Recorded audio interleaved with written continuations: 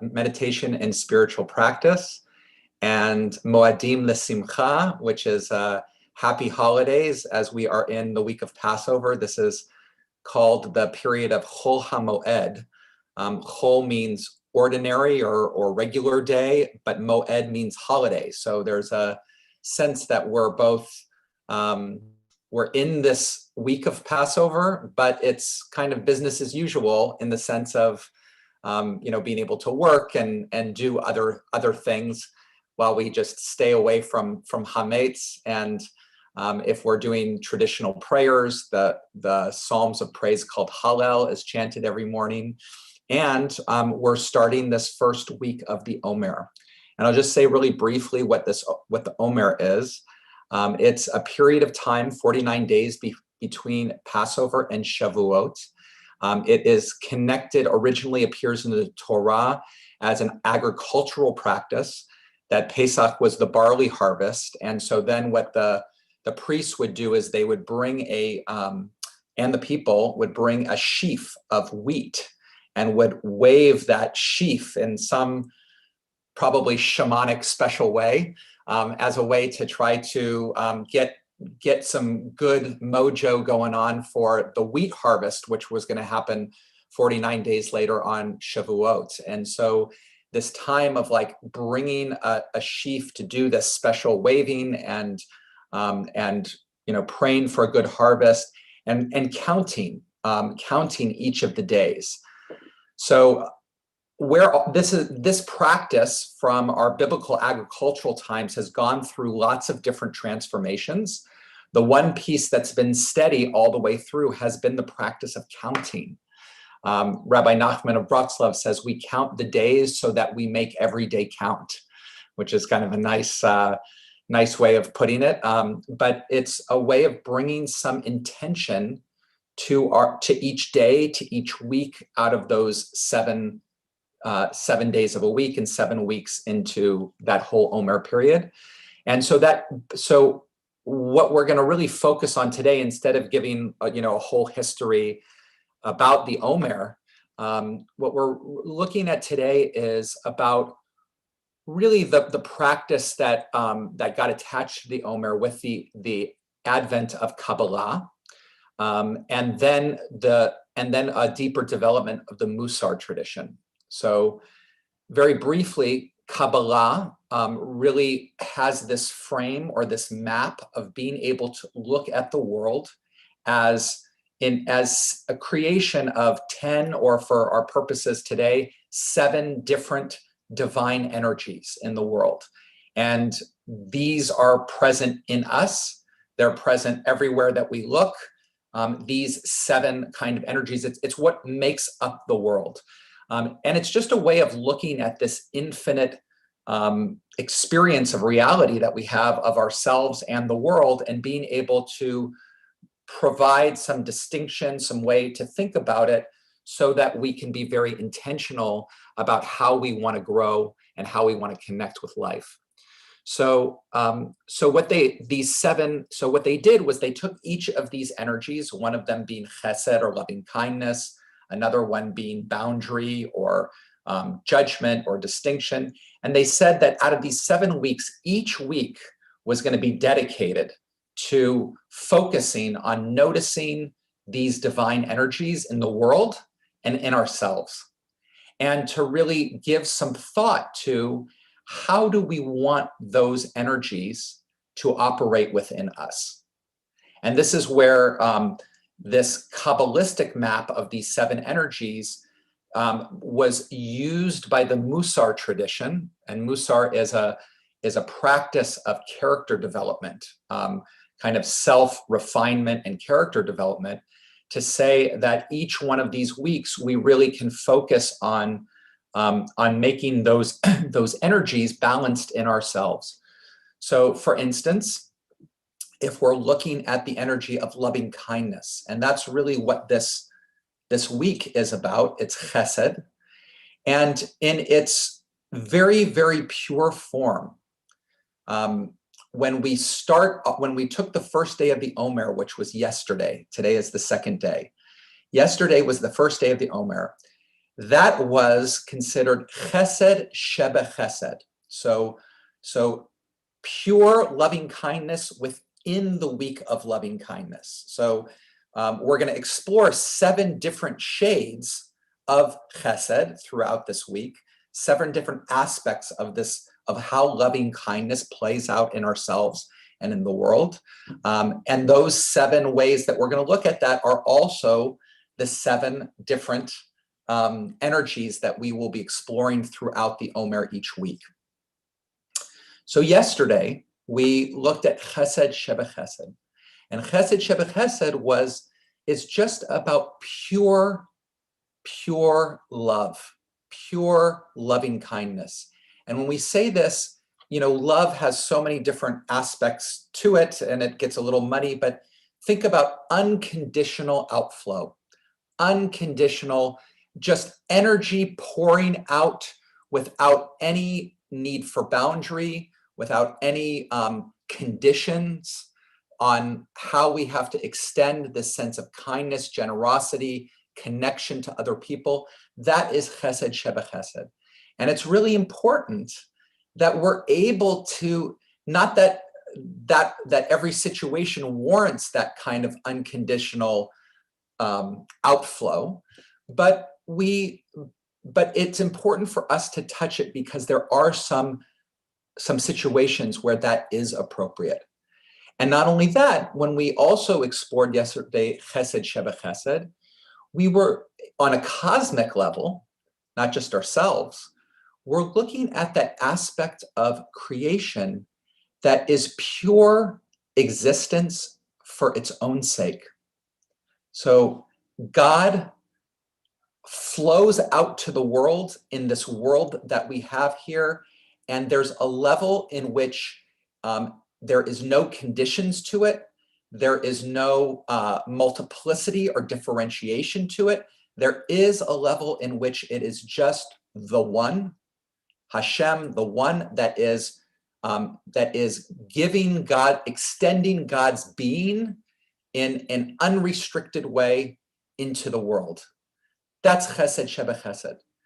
When we, a lot of Eastern meditations are all about getting to the place of Chesed Shebe Chesed. And we explore this a little bit in some of our meditative practices, which is about being able to let go of any sense of boundary. We're perceiving our own inner experience, but instead of there being the divine symphony, where there's breath and there's body sensations and there's sounds as these different instruments within. In Chesed Shebe Chesed, there is only God. It's only God. It's not God in the breath and God in the this and God in the that. It's just God. It's all coming from that same source, that is that ultimate kind of non-dual oneness that is Chesed Shebe Chesed. Today we move to Gevura Shebe Chesed. And Gevura is that energy of boundary. That is what we see in the world of differentiation, definition, boundary, what separates this from that. And when we look in our world all around us, we see boundary everywhere. I'm looking at this screen and I'm seeing all these different colors, that one different from another. I'm seeing all these different faces and presence, one different from the other. I'm seeing boundary everywhere, definition. And I'm aware of myself too as being a separate being and a separate reality than all of you. That is also, just as Chesed Shebe Chesed is real, meaning everything I'm looking at and everything I'm experiencing is all that God existence. It's also true that in creation, in the way that God manifests in our reality, there is differentiation, there is boundary. All of that is present.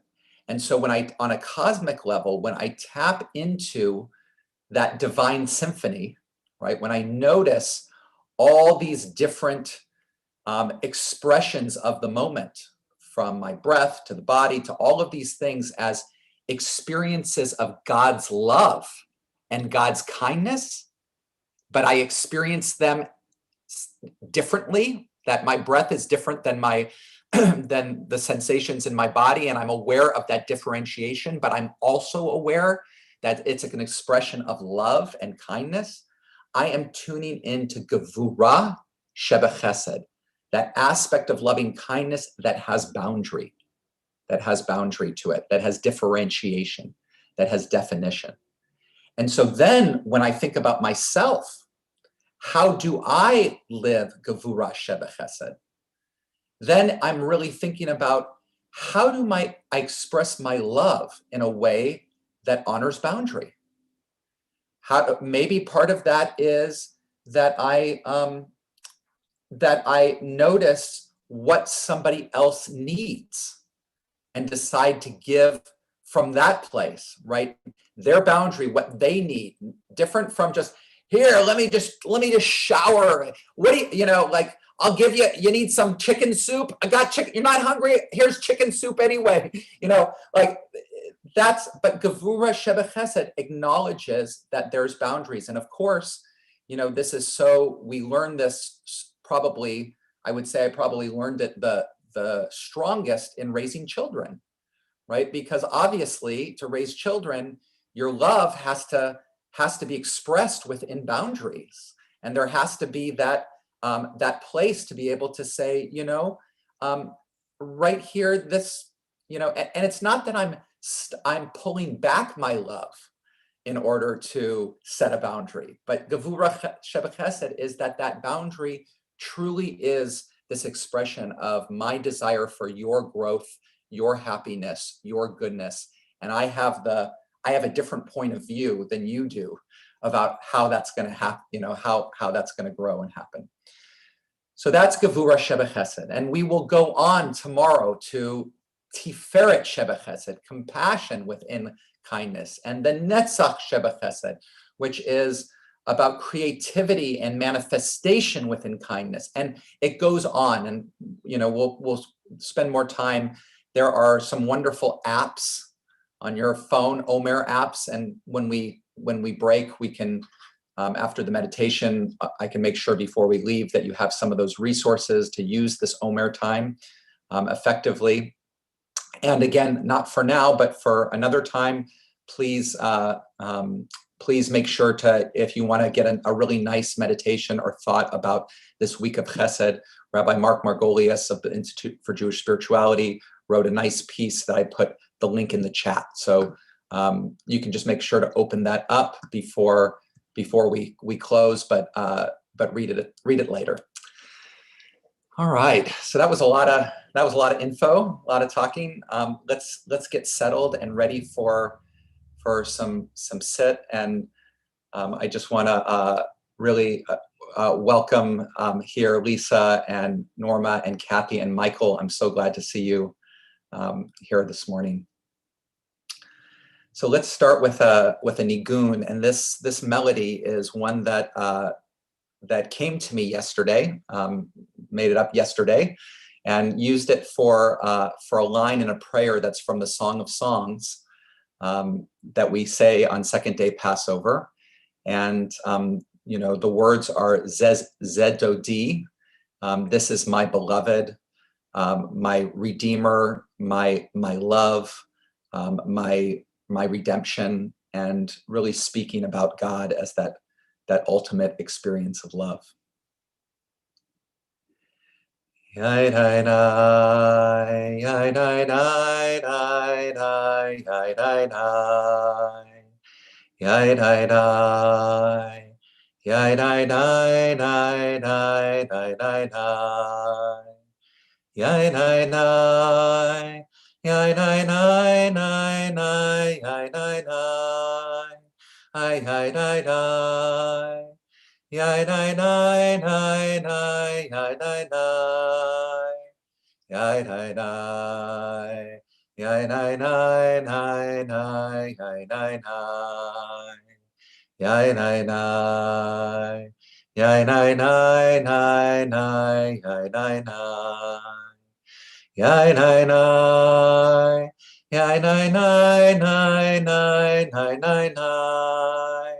Yai nai nai nai.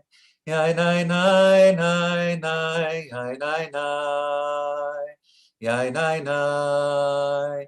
Yai nai nai nai nai. Yai nai nai. Yai nai nai. Yai nai nai. Yai nai nai nai nai. Yai nai nai.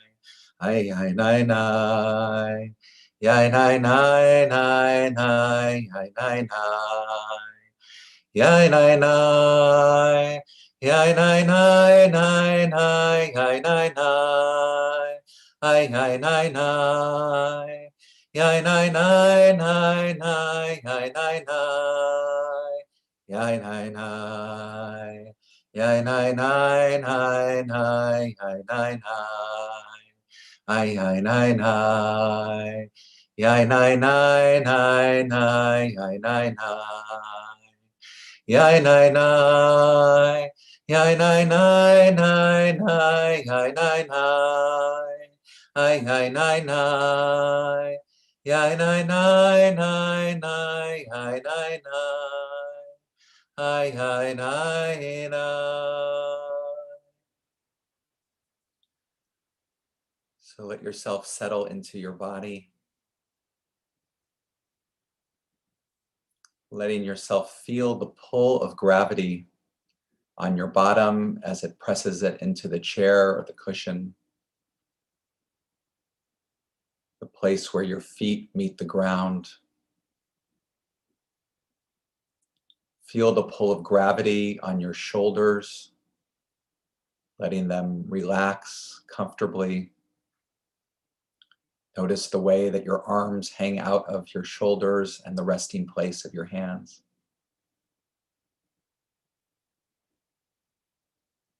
Notice the distance between the bottom of your spine and the top of your head.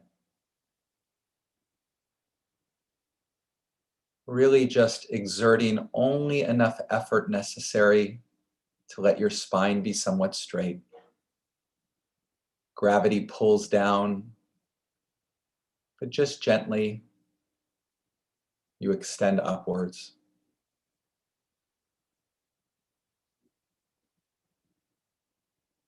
And then notice the shape of your head, its roundness, where your eyes and your nose and your mouth are located on your face.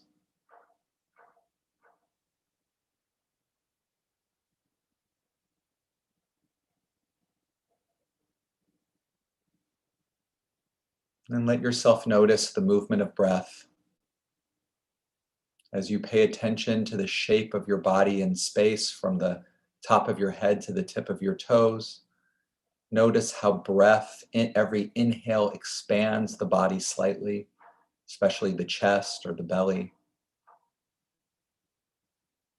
And how that inhale reaches its maximum length, switching over to an exhale. And how the body contracts as the air leaves.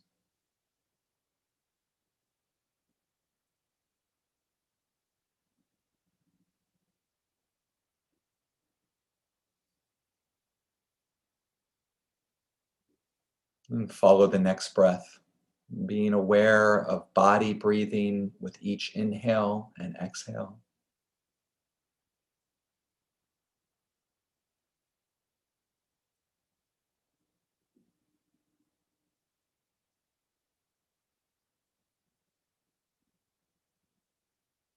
See if you can even notice even how your legs and your feet and your fingers are affected by the inhale and exhale of breath. Almost as if each breath may bring a tingle or a gentle sense of expansion.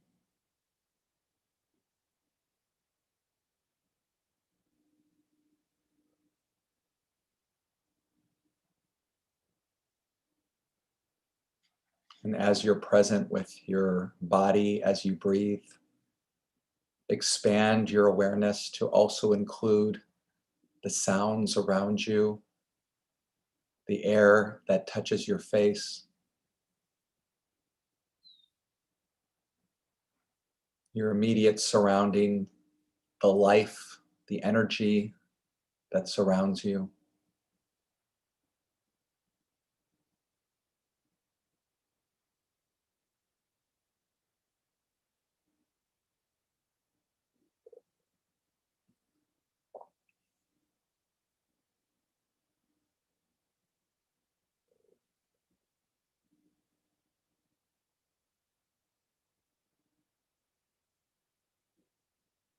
And allow yourself to experience every part of this moment, breath, body, sounds, touch, everything as being an instrument in a divine symphony.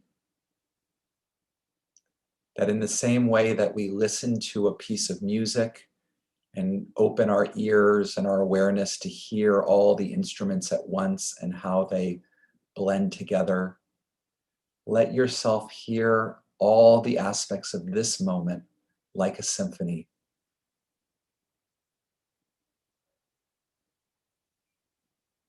Being able to be open to breath, to sensations in the body, to sounds, to touch, to the air on your face, to everything that is going on moment by moment as one of the instruments in this great symphony.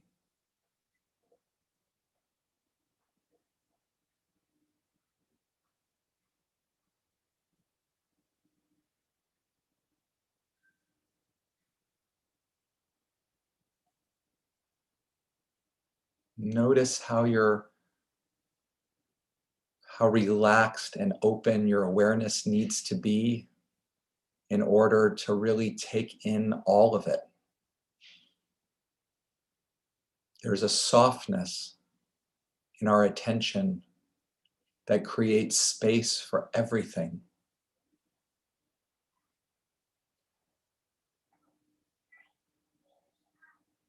And if you notice your mind contracting around one particular experience in this moment and kind of narrowing in and focusing in, as soon as you notice the contracting of the mind into that area, maybe it's a pain that you have in your shoulders or your body, as soon as you notice that, let go of that contraction, let go of that desire to focus in, and instead open up to the whole symphony. So we don't push away the experience we may be focused in on, but instead we just expand beyond it to include it, but also to include everything else.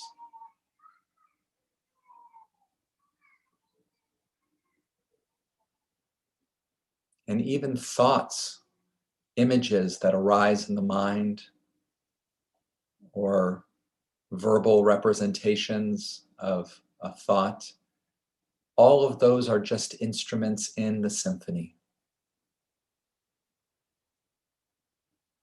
You can notice how they come and they go.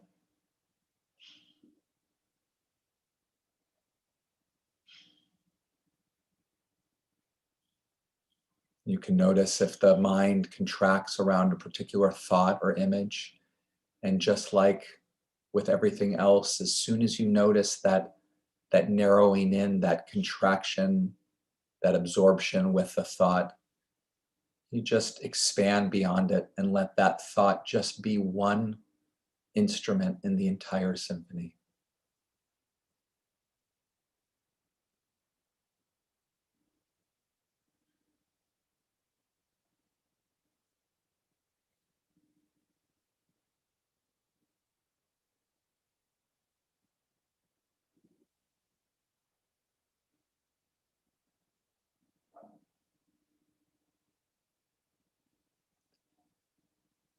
Now let yourself open to the possibility that everything we experience in this moment, every instrument in the symphony,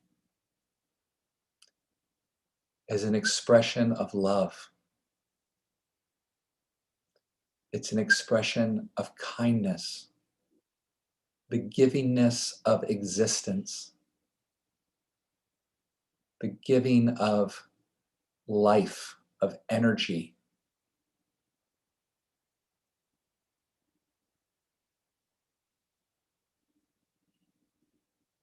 Open to the possibility that the Creator reaches out to each and every one of us in this moment through this symphony.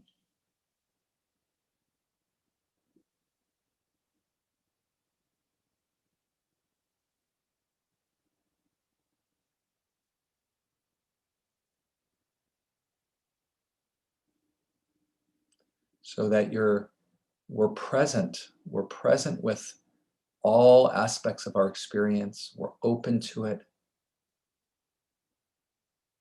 and we are letting in for the possibility of relationship.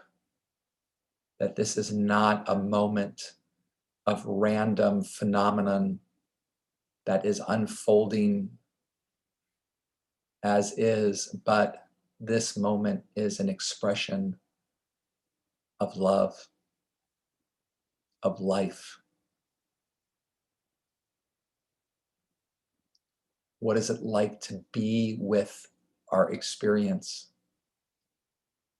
as if it is the Holy One reaching out to us through all of it?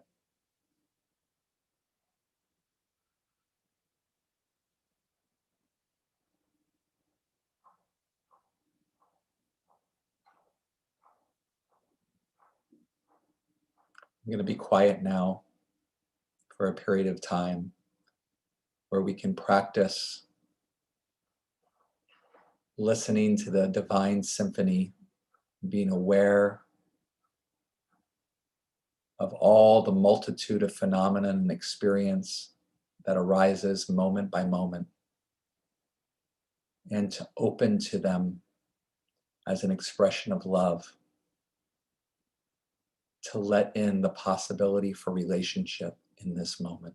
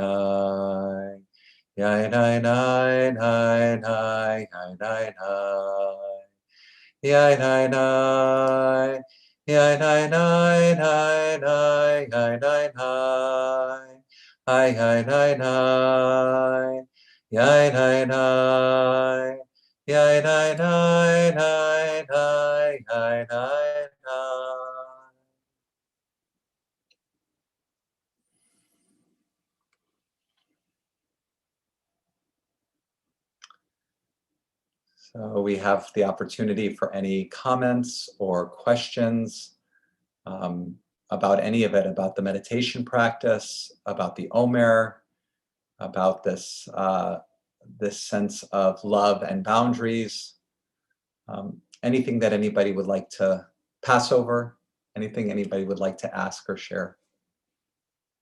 Dennis.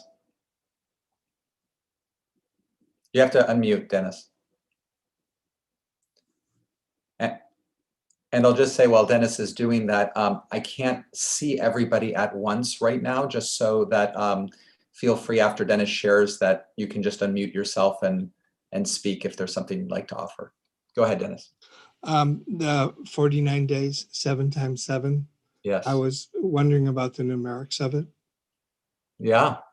Yeah. Well, you've got 7 in Torah and Judaism is a number of wholeness, right? There's 7 days of the week with Shabbat, and then you have 7. Then you have the 7 times 7, so wholeness upon wholeness. You know, another kind of experience. And there also is this number in the Torah is also every 49th year or 50th year is the Jubilee year or the Yovel, where all debts that anybody owes is forgiven, and any slaves are free. It's Jubilee, you know. It's this sense of reset, you know, of being able to have another chance. And so I think that, you know, every year when we come through the Omer period as well, from Passover to Shavuot, it also is that sense to have an intentional reset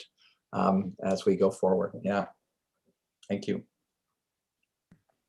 I have a question, but first I want to share. I don't know if I can share this very well because I don't have it on my screen, but it's not coming up. Anyway, at the Jewish Spirituality Institute has a chart that you can download, which I have done, and I filled in with Rabbi's lesson today. I filled in with the different thoughts of the from Chesed to Gevurah.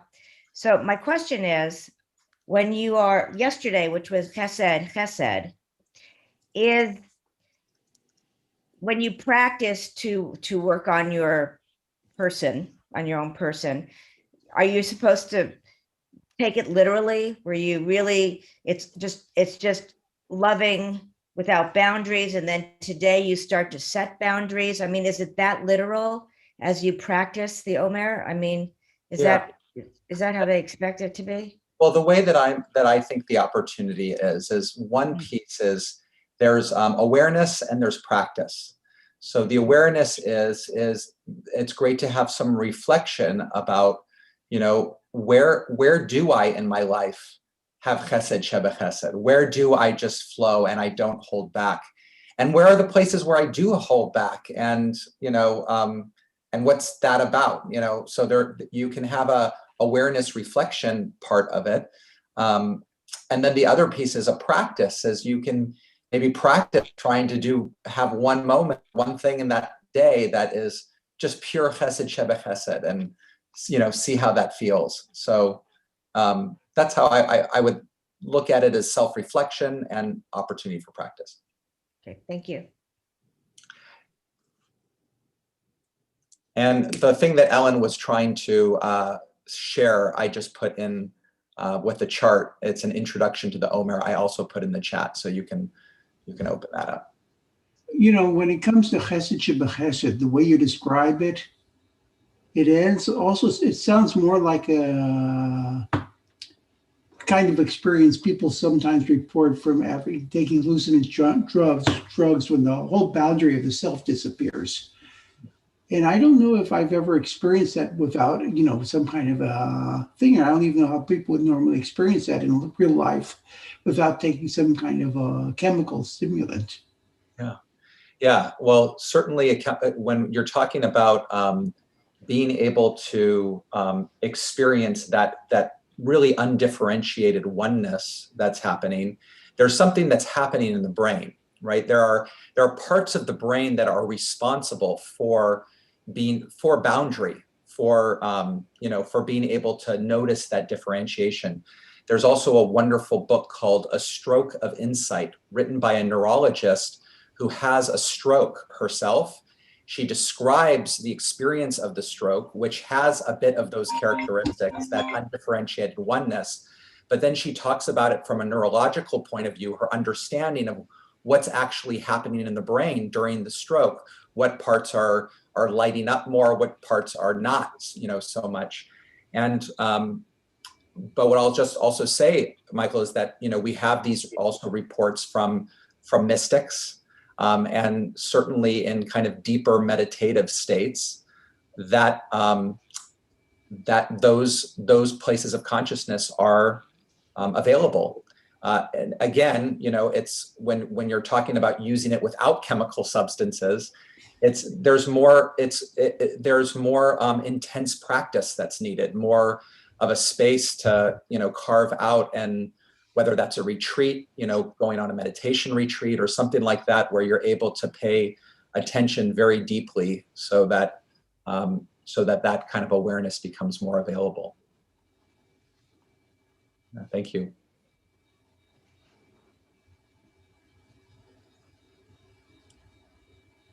Rabbi K'vod, I was thinking about the boundaries that we set up, or that I set up, between myself and people who do things that I think are awful and hateful and harmful, and how to,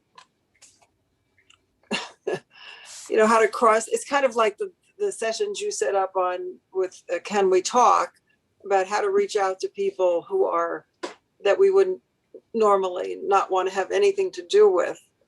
And those are the boundaries. I mean, I know you were talking about different kind of boundaries, but those boundaries are the ones that are the most difficult for me to deal with. And it's interesting. There was somebody, a writer was interviewed, an author, one of the news shows last night. His last name is Shriver, so I'm assuming he's somehow part of the Kennedy family, but the book was, I think, called United, and there were all these different authors, which I didn't keep track of. I just kind of caught a little piece of it, but it was something about this issue, about crossing those boundaries, opening the boundaries that we set up between ourselves and other people.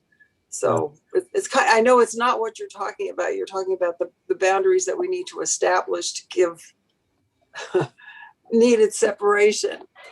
Well, what we're talking about this week, is we're in the week of Chesed, right? So the focus right here is about all the different shades of love and kindness and how we extend. Now, love and kindness and how we extend is also not something that we're necessarily in any of those shades going to want to extend to somebody who wants to kill us, or wants to do something to something else. So.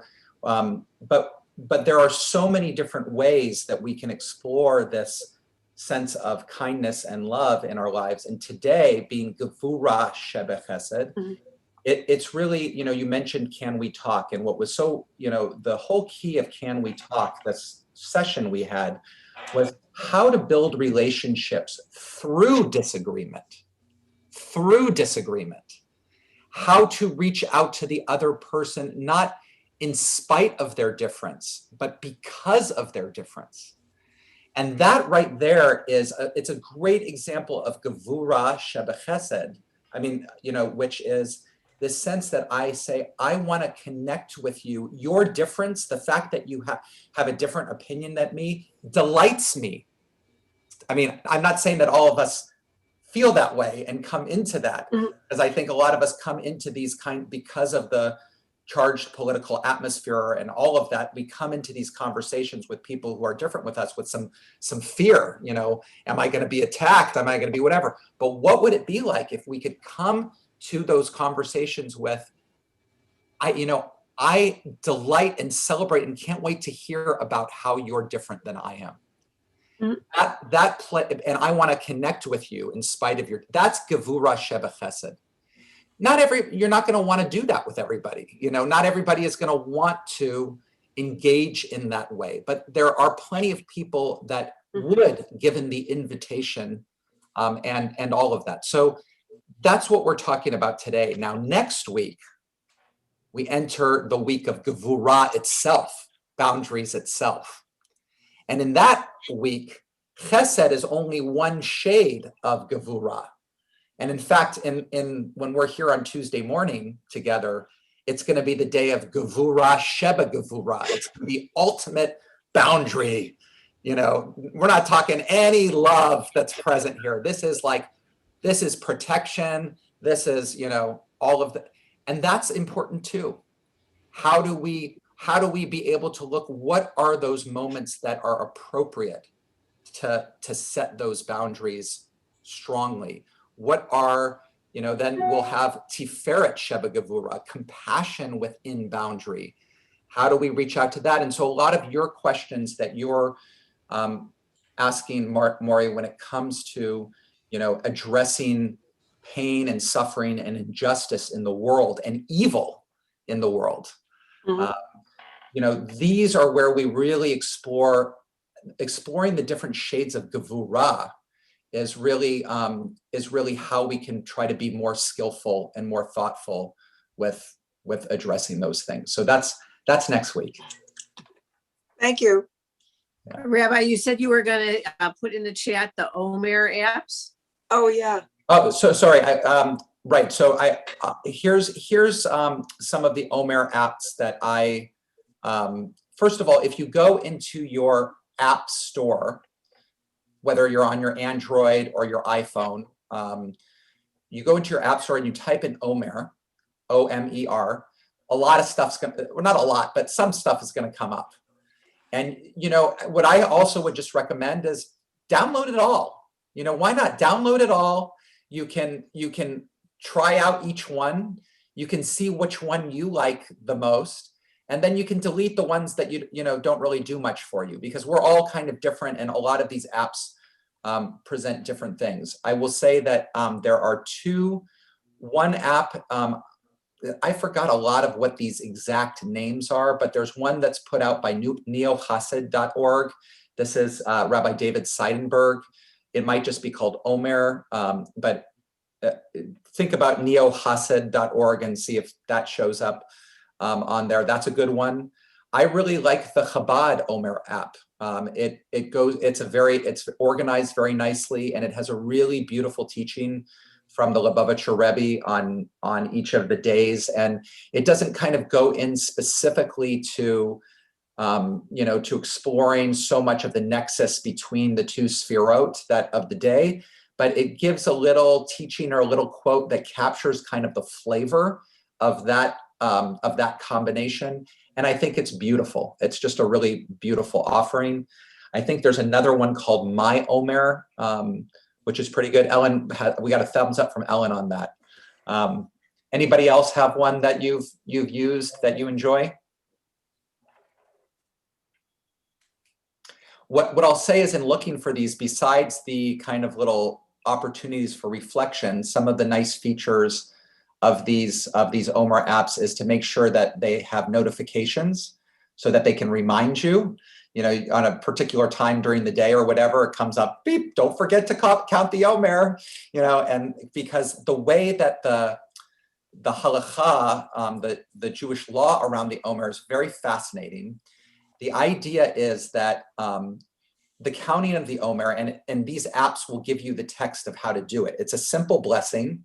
Baruch atah Adonai Eloheinu melech haolam asher kiddushanu b'mitzvotav v'tzivanu al sfirat haomer. So it has this little ending, blessed are you, for the counting of the Omer. And then you count the day. You can count it in Hebrew, you can count it in English. Today is the second day. Today is the third day. And then when you start to hit weeks, it counts, today is 1 week and 2 days of the Omer. Today is 2 weeks and 5 days of the Omer, so that you're conscious of that week section. But here's the thing. If you forget to count at night, you have the whole rest of the next day to count, but you do it without the blessing. So if you want to say the blessing and the count, it has to be done in the evening. If you forget in the evening, you still have the whole rest of the day to do the count, but you don't do the blessing. You just say today is the third day or today is the fourth day. And then the next night that starts, you can start again. You can do the blessing and the count. However, if you miss a whole 24 hours, the evening and the whole next day, you can't count anymore. Meaning, in a sense, in this like a Jewish law game kind of thing, it's like, well, of course you can count, but it's like you don't get the credit. You don't get the credit for the mitzvah. You better luck next year kind of thing. So it's this real, so if you want to play the game, and that's what it is, you want to play the Omer game of being on this and playing by the rules. The wonderful thing is it makes it important. It makes it important because if I miss a whole 24 hours, then I'm not going to be able to follow through on the rest of it. And then, and so that for me makes it be like, okay, I want to do this. I'm going to do this, and it's nice because you still have a whole 24 hours, something's going on in the evening, whatever it is. And even though you get your notification, you forget, you still have the whole next day to do it. But it's this way, I think, of the sages saying, tune into this. You got to be all in. If you're going to play, you got to be all in. So if you want to play, those are the rules. So Rabbi, Yeah. it sounds like it's a discipline. Yes. Where there's consequences. Right. Okay. Yes. Eileen, unmute, please. Is this done in the evening or in Yeah. the morning? Oh, but It's done in the evening. oh wow, I'm it's done tired when- in the evening. It's done when it's dark. It's traditional. that it's done when it's dark. Oh, I didn't know that. You wait till the sun goes down. You do it in the evening. It can be Okay. bed. It's kind of, traditional that it's done as part of the evening service at the end of the evening service. So on Friday night when we're together for Shabbat, we will be able to count the Omer. I think it's going to still be light on our Tuesday evening service or Refuat HaNefesh service, but Rabbi Joe or Ilana may mention the Omer, even though we won't count exactly while it's still light. But yes. Any other last questions or comments? Well, so technically, if we haven't been counting, are we too late this year? So I'm going to give you, as your rabbi, I'm going to give you a pass for missing the first day. So because you only missed the first day. You only missed the first Right. day. So this is the second day. So we'll count together. So that it's, you can repeat after me. Hayom Shnei Yamim LaOmer. Go ahead. Hayom Shnei Shnei Yamim BaOmer. Yep. Yeah. Today is the second day of the Omer. So now you've fulfilled your obligation. Now we're Okay. All right, so enjoy, go to it. The pieces that I put in the chat, the second link is a good introduction with a little chart that you can kind of see how it works. The apps will take care of you. And Moadim Nesimcha, happy Passover, everybody. Happy Passover. Happy Passover, Passover. everybody. Chag Sameach. See you next week. Have a good week.